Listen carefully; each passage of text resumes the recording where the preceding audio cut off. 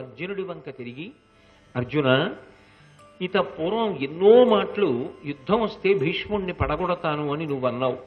ఇవాళ భీష్ముడి యొక్క వీర విజృంభణము చేత మన సైన్యమంతా కాకావికలై అన్ని దిక్కులకు పారిపోతోంది. పేరు పెట్టి పిలిచి నిలబడమని చెప్పినప్పటికీ కూడా నిలబడడానికి ఎవ్వరూ సిద్ధంగా లేరు. ఇటువంటి స్థితిలో ఈ విజృంభణాన్ని అరికట్టి నిలపగలిగినటువంటి ఏకైక ప్రజ్ఞాశాలివి, పరాక్రమశాలివి, అస్త్రశస్త్ర విశారదుడవు నువ్వే. కాబట్టి వెంటనే బాణప్రయోగం చేసి నువ్వు భీష్ముడితో యుద్ధాన్ని ప్రారంభించు. రథాన్ని భీష్ముడి ముందుకి తీసుకెడుతున్నాను. అత్యంత శ్రద్ధతో, అధ్యవసాయంతో కూడుకున్న బుద్ధితో భీష్ముడిని నిగ్రహించు అని చెప్పాడు.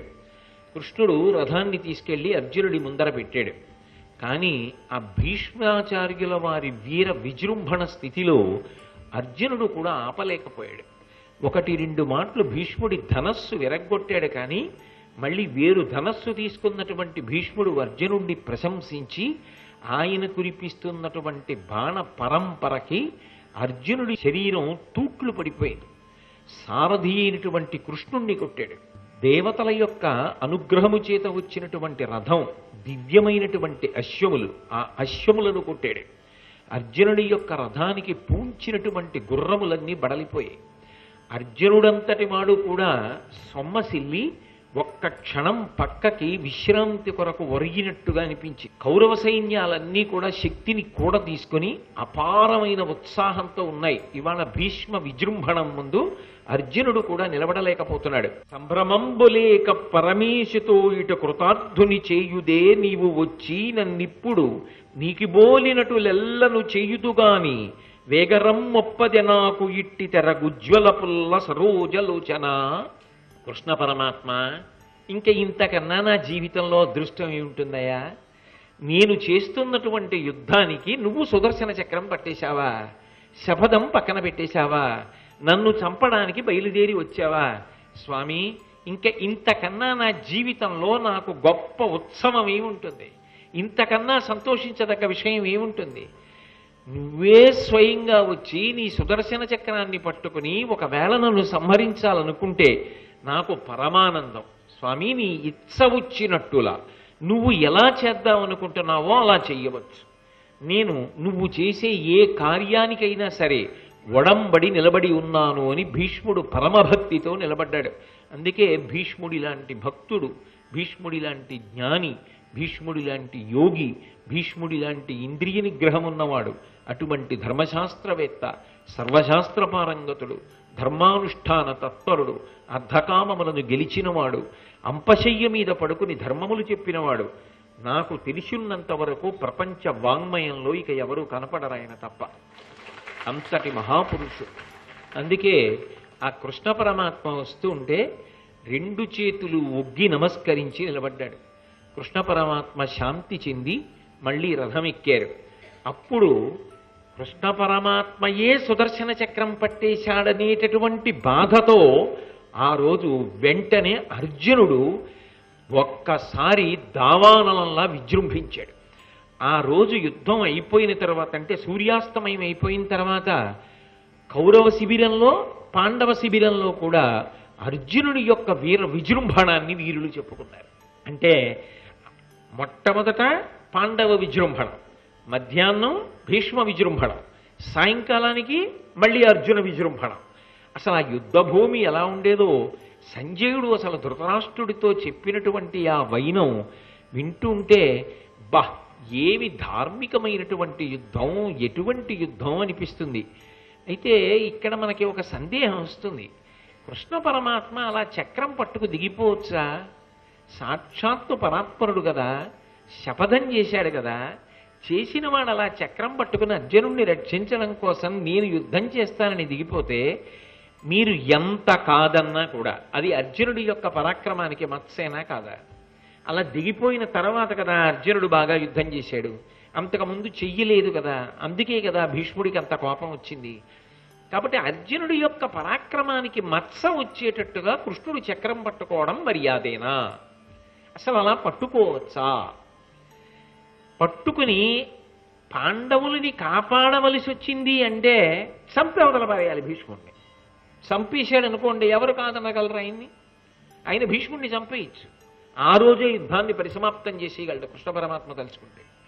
కానీ అలా ద్రోణాచార్యుడిని నిగ్రహించలేదు, ఎవరిని ఆయనేమీ చంపలేదు ఆయుధం పట్టుకుని. భీష్ముడి మీదకి ఆయుధాన్ని ప్రయోగించలేదు, సుదర్శనాన్ని చేత్తో పట్టుకున్నాడు, మళ్ళీ ఉపసంహారం చేసేశాడు. కానీ అర్జునుడి కోరిక మేరకు భీష్ముడిని చంపకపోయినా భీష్ముడి యొక్క గొప్పతనం ప్రకాశించడం ఒకెత్తైతే, అర్జునుడు ఆ రోజు చేతకాని వాడయ్యాడు భీష్ముడి ముందు అన్న మత్స మాత్రం వచ్చిందా లేదా? అప్పుడు తనని నమ్ముకున్న భక్తుడి కోసం చక్రం పట్టాడని చెప్పడం ఎంత సమర్థనీయమో, అర్జునుడికి అప్రతిష్ట తెచ్చాడు కృష్ణుడు అన్నది కూడా అంతే సత్యమా కాదా? అర్జునుడి పరాక్రమానికి మత్సరాలా? మరి ఎందుకు చేసినట్టు అంటే మీరు చాలా జాగ్రత్తగా ఆలోచించండి. కృష్ణుడు చేసినటువంటి చేష్టితముల వెనక ఏవో పరమ పవిత్రమైన ఉద్దేశ్యములుంటాయి. అర్జునుడికి మత్స తేవడం ఆయన యొక్క ఉద్దేశ్యం కాదు. అర్జునుడికి పరాక్రమం లేదు అని నిరూపించడం ఆయన యొక్క లక్షణం కాదు. అర్జునుడు యుద్ధం చెయ్యలేకపోయాడు కాబట్టి తాను చక్రం పట్టుకుందామన్నది తన ఉద్దేశ్యం కాదు. నిజానికి అర్జునుడు యుద్ధం చెయ్యలేకపోయాడు అని మీరు నిర్ధారించారనుకోండి, ఆ తర్వాత కూడా అర్జునుడు ఇంకా యుద్ధం చేయలేడు. ఎందుకని అంటే భీష్ముడి ముందు నిజంగా యుద్ధం చేయడం చాలా కష్టం. అప్పుడు చేయలేనివాడు తర్వాత మాత్రం రెండు పక్షాల వాళ్ళు మెచ్చుకునేటట్టుగా యుద్ధాన్ని ఎలా చేసేయగలడు? ఇప్పుడు చేయలేనిదప్పుడు ఎక్కడి నుంచి వచ్చేస్తుంది కొత్తగా? అకస్మాత్తుగా ప్రజ్ఞాపాఠవాలు వచ్చేసేవి కావుగా, అవి నిరంతర సాధన చేత వచ్చేవి. మరి ఎందుకు పట్టుకున్నాడు కృష్ణ పరమాత్మ చక్రాన్ని అంటే ఆయన సర్వజ్ఞుడు, ఆయనకి తెలియని విషయం ఏమి ఉండదు. అంతకు ముందు జరిగిన సందర్భంలో మధ్యాహ్నం దుర్యోధనుడు భీష్మాచార్యుల వారి దగ్గరికి వెళ్ళి ఏమన్నాడు? మిమ్మల్ని సర్వసేనాధిపతిని చేశాను, మిమ్మల్ని నమ్ముకున్నాను. మీరు నేను యుద్ధం చెయ్యను అంటే, పాండవులను చంపను అంటే, మీ పరాక్రమాన్ని ప్రకటించను అంటే, ఇంతకన్నా యుద్ధం చేయడం మీకు చేత కాదు అంటే నేను కర్ణుడినే తెచ్చుకునేవాడిని, మీకు అసలు ఈ పదవి ఇచ్చేవాడిని కానన్నాడు. అంటే నిజానికి దుర్యోధనుడి దృష్టిలో కర్ణుడు గొప్ప, భీష్ముడు గొప్ప? కర్ణుడే గొప్ప. లేకపోతే పక్కన ద్రోణుడు ఉన్నాడు, ఎవరి గురించి చెప్పాలి? మీరు కాకపోతే ద్రోణుడికి ఇద్దుననాలి. అంటే అతని దృష్టిలో భీష్మద్రోణులు ఇద్దరూ ధర్మపక్షపాతులు, పాండవ పక్షపాతులు. కాబట్టి వాళ్ళు యుద్ధం చెయ్యరు. కర్ణుడు పక్షపాత బుద్ధి లేనివాడు, తన వైపు యుద్ధం చేస్తాడు. కానీ పక్షపాతంతో యుద్ధం చేయలేదా? ధర్మము వలన నేను చెయ్యనని ముందే భీష్ముడు చెప్పాడా లేదా? బయలుదేరుతున్నప్పుడు సర్వసైన్యాధిపత్యం ఇచ్చినప్పుడు, నేను అర్జునుణ్ణి ఓడించలేను, పాండవులను చంపను, నీకు ఇష్టమైతే వస్తా సర్వసైనాధిపతిగా, మిగిలిన యోధులను పడగొడతానన్నాడు. అలాగే పడగొట్టాడా లేదా? మొదటి రోజు, రెండో రోజు పడగొట్టాడా లేదా? మరి అంత పెద్దవాణ్ణి పట్టుకుని, అంతటి మహాభక్తుణ్ణి, అంతటి ధర్మజ్ఞుణ్ణి, అంతటి సర్వశాస్త్ర విశారదుణ్ణి, ఆ వయస్సులో కూడా అంత మర్యాదతో యుద్ధం చేస్తున్న వాణ్ణి పట్టుకుని అనరాని మాటలు దుర్యోధనుడు అన్నాడు. తన భక్తుణ్ణి కాపాడుకోవలసిన కర్తవ్యం ఎవరి మీద ఉంటుంది? భగవంతుడి మీద ఉంటుంది. కృష్ణ పరమాత్మ పాండవుల వైపు ఉండి ఉండవచ్చు, అర్జునుడికి సారథ్యం చేస్తుండవచ్చు. అంత మాత్రం చేత భీష్ముడి పట్ల అపారమైనటువంటి అనుగ్రహం కలిగిన పరమాత్మ కాకుండా నిలబడగలడా? భీష్ముడు మహాభక్తుడు కృష్ణుడికి. అయినప్పుడు భీష్ముడి యొక్క గొప్పతనం ఏమిటో దుర్యోధనుడికి తెలియ చెప్పాలా వద్దా? అందుకే భీష్ముడే యుద్ధం చేస్తే అర్జునుడు కాదు, నేను పట్టుకోవాలి చక్రం. నేను చక్రం పట్టుకుంటే తప్ప భీష్ముడిని నియంత్రించలేరు. అవతార స్వీకారం చేసినటువంటి కృష్ణార్జునులు నీ పక్షంలో ఎవరిని మిగలనివ్వరు. నీకు సర్వసేనాధిపతిగా ఉన్న కారణం చేత నేను కూడా కోరుకున్నది యుద్ధభూమిలో పడిపోవాలి, వీరమరణం కావాలని కోరుకున్నాను. కాబట్టి నేను కూడా పడిపోవలసిందే, వీరులందరూ పడిపోవలసిందే, నువ్వు పడిపోవలసిందే తప్ప యుద్ధం చేసి గెలవడం సంభవం కాదు. ఇప్పటికైనా నా మాట విను. నీకు ఎన్నో పర్యాయాలు చెప్పాను, సంధి చేసుకో, అర్ధరాజ్యం పాండవులకిచ్చేయి, వాళ్లతో స్నేహభావంతో, బంధుప్రీతితో, పరమశాంతితో బ్రతకమని చెప్పాను. నువ్వు వినలేదు. ఇప్పటికైనా నా మాట విని వాళ్లతో సంధి చేసుకుని ప్రశాంతంగా బ్రతకమన్నాడు. ఒక్కనాటికి బ్రతకను. మీరు నాకు ఈ యుద్ధంలో పాండవ పక్షంలో గొప్ప నష్టాన్ని కల్పించి నాకు మేలు చేస్తారా చెయ్యరా అని నిగ్రహించాడు. ఆయన అన్నాడు, ఆ రోజు 8వ రోజు రాత్రి, రేపు 9వ నాటి యుద్ధం, రేపటి రోజున భీష్ముడంటే ఏమిటో చూద్దుగానివి. అంటే ఆయన ఇంక నిర్ణయానికి వచ్చేశాడు, ఇక చివరికి వచ్చేస్తోంది నా యుద్ధం, భీష్ముడి యుద్ధం జనం మరిచిపోకూడదు, అటువంటి యుద్ధం చేస్తానన్నాడు. అని 9వ నాడు భీష్మాచార్యుల వారు చేసినటువంటి యుద్ధం సూర్యోదయం లగాయితూ సూర్యాస్తమయం వరకు యుద్ధం అయిపోయిన తర్వాత పాండవ సైన్యంలో చాలా భాగం నశించిపోయి నెత్తుటి ఏర్ల మధ్యలో పీనుగు పెంటలై పడిపోయారు. సూర్యాస్తమయమైంది, శిబిరానికి వెళ్ళారు. వెళ్ళిన తరువాత అసలు ఆ ధర్మరాజు గారికి నిద్ర పట్టలేదు. తాతగారి విజృంభణం చూసి భయపడిపోయి శ్రీకృష్ణుడి దగ్గరికి వెళ్ళాడు తమ్ముళ్ళని తీసుకొని. శ్రీకృష్ణ, మొదటి రోజు యుద్ధం జరిగినప్పుడు చెప్పా, మా తాతగారి యుద్ధం చాలా గొప్పది అని విన్నాను, కానీ మరీ ఇంత దారుణమైన యుద్ధం చేయగలడు, ఇంత క్రూరంగా చంపేస్తాడు, ఇలా అస్త్రప్రయోగం చేస్తాడని నాకు తెలియదు. నాకు ఇక యుద్ధంలో గెలుస్తానన్న ఆశ పోయింది. ఆశ పోవడం కాదు, నా తమ్ముళ్ళు మిగులుతారా అన్న భయం నాకు పట్టుకుంది. రేపు ఇక వదలడు, చాలామంది యోధుల్ని పడగొట్టేశాడు, రేపు తమ్ముళ్ళని కూడా తీసుకెళ్లి భీష్ముడికి బలిపెట్టేయాలి మోని బెంగగా ఉంది. రాజధర్మం ఎంత కర్కశంగా ఉంటుంది. ఆయన చేతులతో ఎత్తి పెంచాడు, పోషించాడు, ఆటలాడించాడు. అటువంటి వాడు ఇవాళ మమ్మల్ని తెగటార్చేస్తున్నాడు. ఆ భీష్ముడు ముందు నిలబడలేం. కాబట్టి నువ్వు అనుజ్ఞ ఇస్తే ఇవాళ రాత్రే నా తమ్ముళ్లతో కలిసి అరణ్యానికి వెళ్ళిపోతాను. ఇక రేపు యుద్ధానికి రాను. వెళ్ళి తపస్సు చేసుకుంటూ బతికున్నంత కాలం 4 తమ్ముళ్ళని చూసుకుంటాను కంటితో. రేపు యుద్ధానికి వస్తే ఇక చూసుకోవడానికి నా తమ్ముళ్ళు మిగలరు. నాకొద్దు యుద్ధం, నేను భీష్ముణ్ణి తట్టుకోలేను, నా వల్ల కాదు. అందుకని దయచేసి నేను అరణ్యములకు వెళ్ళిపోవడానికి అనుజ్ఞనిమ్మన్నాడు. కృష్ణ పరమాత్మ సముదాయించి బెంగ పెట్టుకోకు, దేనికైనా పరిష్కారం ఉంటుంది, జాగ్రత్తగా ఆలోచిద్దాం అన్న తర్వాత మనం భీష్ముడితో యుద్ధం చేసి పడగొట్టగలమన్న నమ్మకం నేటితో పోయింది. ఇక భీష్ముడంతటా భీష్ముడు పడిపోవాలి, అది అడగాలి ఆయన. ఎందుకని మీకు నిన్నటి రోజున నేను అందులో ఉన్న ధర్మ సూక్ష్మాన్ని చెప్పాను. ఎప్పుడు పడిపోవాలన్నది ఆయన నిర్ణయం తీసుకోవాలి, మనం కొడితే పడిపోయేవాడు కాదు ఆయన. అందుకని వెడదామని పరమ రహస్యంగా ఎవ్వరికీ కనపడకుండా ధర్మరాజు గారు, తమ్ముళ్ళు, కృష్ణ పరమాత్మ అర్ధరాత్రి వేళ భీష్మాచార్యుల వారి యొక్క శిబిరంలోకి వెళ్ళారు. అయిన వాళ్ళందరినీ పిలిచి స్వాగతం చెప్పి, ధర్మం ధర్మమేనండి, యుద్ధం యుద్ధమే, ప్రేమ ప్రేమే, బా ఎంత గొప్పగా ఉంటుందో, సంఘటనే ధర్మం ధర్మమే అంటే అన్నిటినీ కలిపి కలగాపలకం చేయని వాళ్ళు. పిలిచాడు, కూర్చోపెట్టాడు. ఏరా మీ అందరు ఇలా వచ్చారు, కృష్ణ పరమాత్మ నువ్వు వచ్చావు, నా వలన మీకు జరగవలసిన ఉపకారం ఏమైనా ఉందా, నిస్సంకోచంగా కోరుకోండి అని. అంటే ధర్మరాజు అన్నాడు, తాత యుద్ధానికి బయలుదేరే ముందే నీకు వచ్చి నమస్కారం చేసి జయం కలిగేలా అనుగ్రహించమని ప్రార్థించాను, తప్పకుండా కలుగుతుందిరా అన్నావు. కానీ తాత ఇవాళ నువ్వు యుద్ధం చేస్తుంటే నాకు మా తాత కనపడలేదు. 3వ కన్ను దాచి త్రిశూలం దాచి రుద్రుడు యుద్ధభూమిలోకి వచ్చినట్టుంది. ఉదయం నుంచి సాయంకాలం వరకు నీ ముందు నిలబడగలిగిన వాడు ఉన్నాడా? రేపు ఇలా యుద్ధం చేస్తే ఇంకా నాకు విజయం ఏమిటి తాత? కాబట్టి నన్ను అనుగ్రహించి నువ్వు చెప్పు, ఎప్పుడు పడిపోతావు యుద్ధంలో అని అడిగాడు. అడిగితే ఆయన అన్నాడు, చాలా కాలం యుద్ధం చేశానురా, పుట్టినదాదిగా ఎన్ని యుద్ధాలు చేశాను, ఎంతమంది రాజుల్ని చంపాను, ఎన్నిసార్లు కర్కశమైన బాణములను ప్రయోగించానో, ఇంకా నేను కూడా జీవితంలో విసిగిపోయాను. ఎప్పుడో అప్పుడు యుద్ధభూమిలో మహావీరుడిగా విడిచిపెట్టాలుగా శరీరాన్ని. నాకు కొన్ని నియమాలు ఉన్నాయి. మీరు భారతాన్నంతటినీ పరిశీలిస్తే యుద్ధం చేసేటప్పుడు ఇన్ని నియమాలు పెట్టుకున్న ఏకైక వీరుడుగా కనపడేటటువంటి మహాయోధుడు భీష్ముడు ఒక్కడే. ఇన్ని నియమాలు యుద్ధంలో పెట్టుకున్నవాడు మీకు ఇంకా ఏ వీరుడు కనపడడు. ఆయన ఒక్కడే అన్ని నియమాలు పెట్టుకున్నాడు.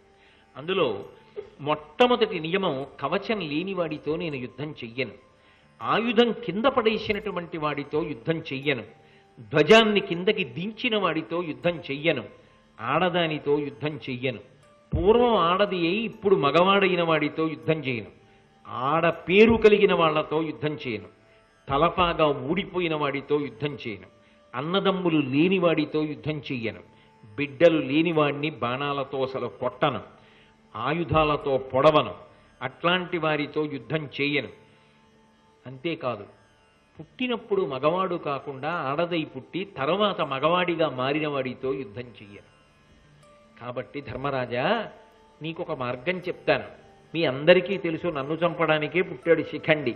ఆడదై పుట్టి ద్రుపదుడి కడుపున మగవాడిగా మారాడు తపస్సు చేత. ఆ శిఖండి నాతో యుద్ధం చేస్తున్నప్పుడు నేను శిఖండితో యుద్ధం చెయ్యను. కానీ శిఖండి నా మీద బాణాలు ప్రయోగిస్తే నాకు పువ్వులతో కొట్టినట్టు ఉంటుంది. వాడు నన్ను ఏం కొట్టగలడు? ఎన్ని అస్త్రములు నేర్చుకున్నా నన్ను కొట్టలేడు. శిఖండిని ముందు పెట్టుకోవాలి, అర్జునుడు వెనక ఉండాలి. శిఖండి నాకు కనపడతాడు కాబట్టి నేను శిఖండి మీద బాణప్రయోగం చెయ్యను, తల తిప్పుకుంటాను. శిఖండి వెనక నుంచి అర్జునుడు బాణాలు వేయాలి. వేస్తే అవి పిడుగులు, అవి నా శరీరాన్నంతటినీ డొళ్ళగొట్టేస్తాయి. అప్పుడు రథంలోంచి పడిపోతాను. పడిపోతే నా యుద్ధం అక్కడతో పరిసమాప్తమైపోతుంది. రేపు 10వ నాటి యుద్ధం కాబట్టి రేపు నన్ను అలా శిఖండి నడ్డు పెట్టి కొట్టేయండి, నేను పడిపోతాను అని చెప్పాడు.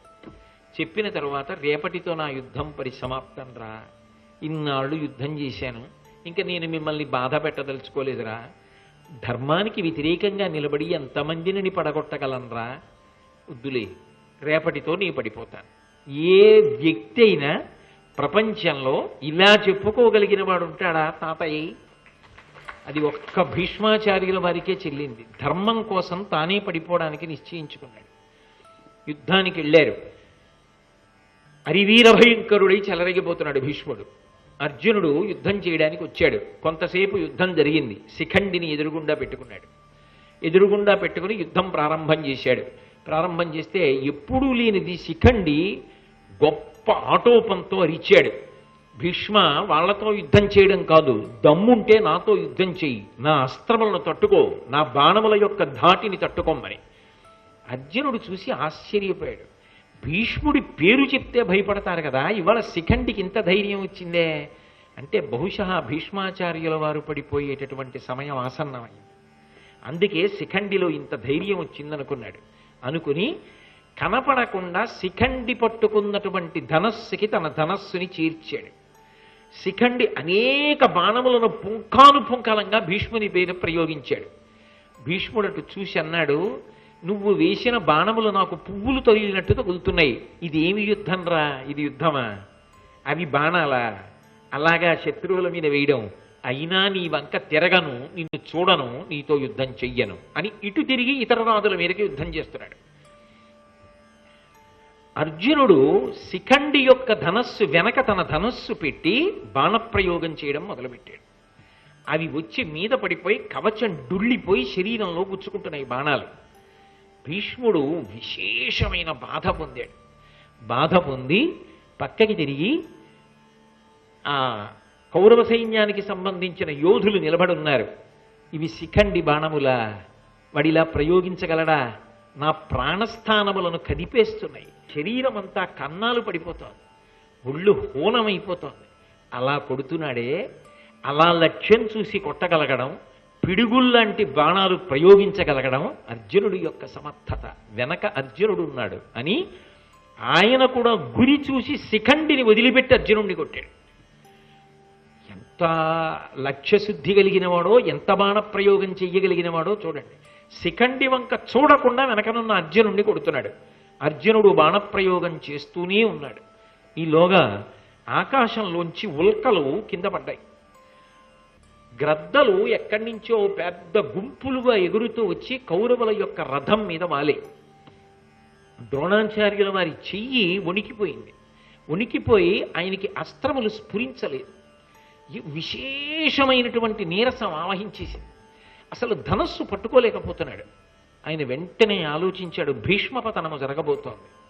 సర్వసేనాధిపతి అయినటువంటి భీష్మాచార్యుల వారు పడిపోబోతున్నారు.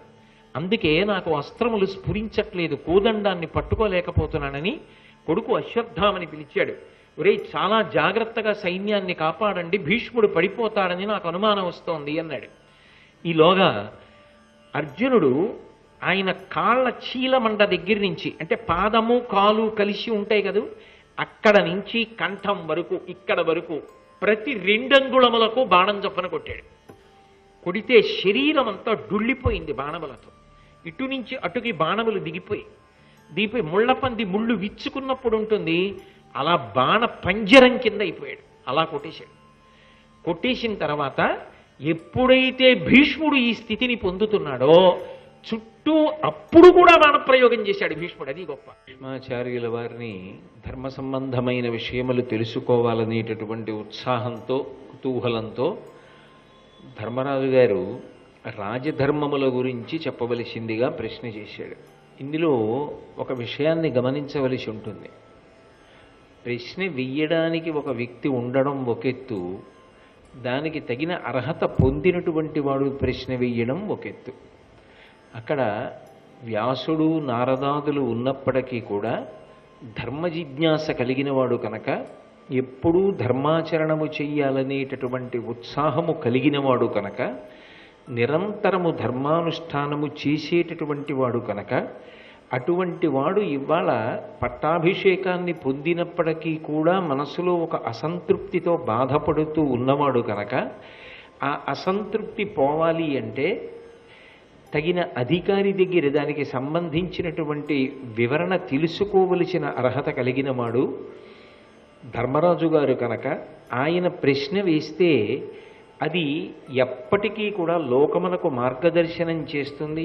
లోకంలో ఉన్న వాళ్ళందరూ కూడా ఈ విషయాన్ని తెలుసుకుని తమ జీవితాల్ని చక్కగా ఫలవంతం చేసుకునేటటువంటి అవకాశం కలుగుతుందన్న దూరదృష్టితో బహుశా ధర్మరాజు గారి చేత ప్రశ్నలు అడిగించారు. ఆయన కన్నా యోగ్యుడు లేడు అని.